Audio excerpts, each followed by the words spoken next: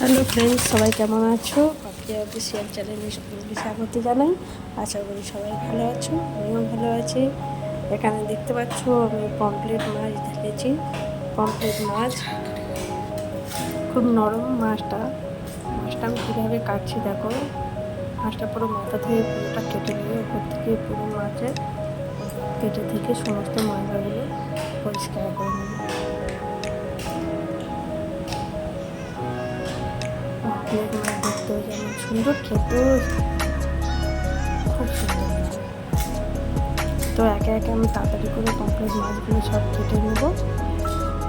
মাছের থেকে প্রত্যেকটা মাছের থেকে মাথাগুলো আমি কেটে বাদ দিই।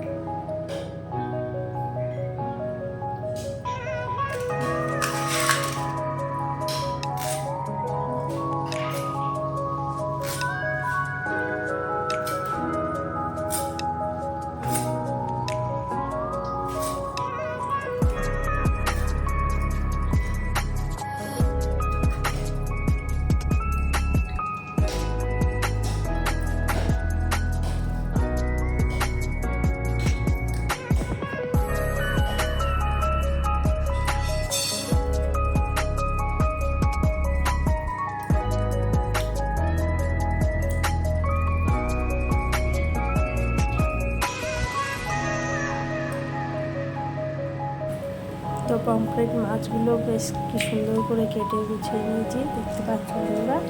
আর মাথাগুলো আমি একদম আলাদা করে নিয়েছি। মাথাগুলো পেঁয়াজ লঙ্কা দিয়ে ভেজে খেতে খুব সুন্দর লাগে গরম ভাতে, আমার তো খুব ভালো লাগে। যাই হোক, তার জন্য আমি মাথাগুলো কেটে আলাদা করে নিয়েছি।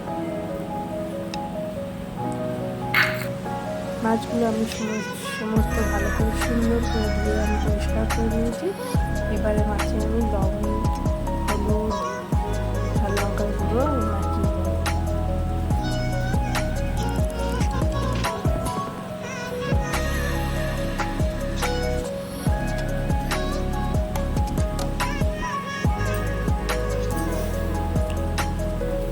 হাত দিয়ে ভালো করে মাছের এপিট ওপিট ভালো করে মশলাগুলো আমি মাখিয়ে দেবো।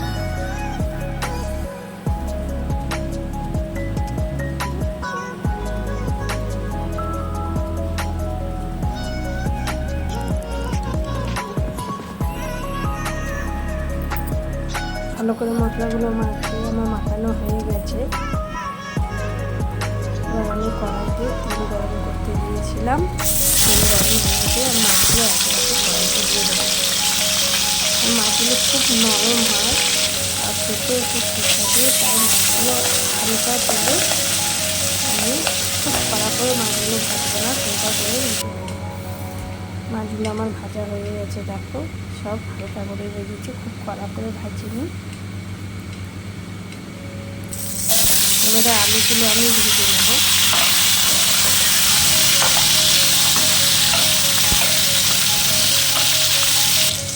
আলু ভাজার সময় সামান্য লবণ আর একটু হলুদ করে ছড়িয়ে দেবো, যাতে আলুটার কালারটা খুব সুন্দর হয়, আলুর মধ্যে লবণটাও ঢুকে যায়।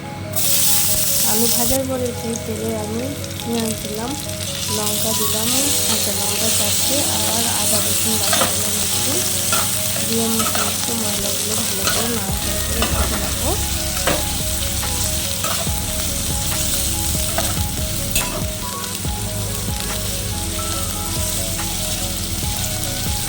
মশলাটা ভাজা ভাজা হয়ে গেছে। এবারে আমি হলুদ গুঁড়ো, লবণ, স্বাদ অনুযায়ী আর লঙ্কার গুঁড়ো দিয়ে দিলাম। দিয়ে একটু কষিয়ে দেবো। মশলাটা তেল ছেড়ে দিলে ভালো করে কষানো হয়ে গেলে আমি আলুগুলো দিয়ে নাড়াচাড়া করে আর জল দিয়ে দিলাম। দিয়ে আলু সিদ্ধ হওয়ার জন্য আমি ঢাকা দিয়েছিলাম।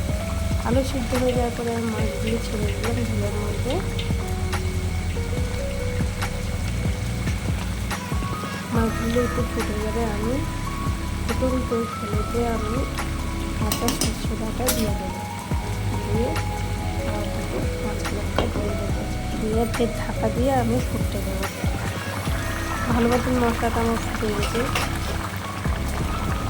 সেন্টটাও খুব সুন্দর উঠে যাচ্ছে। তো বন্ধুরা, তোমাদের কেমন লাগলো এই রেসিপিটা? অবশ্যই ভালো লাগলে একটা লাইক করবে, আর যারা নতুন দেখছো আমার এই চ্যানেলটা অবশ্যই সাবস্ক্রাইব করবে।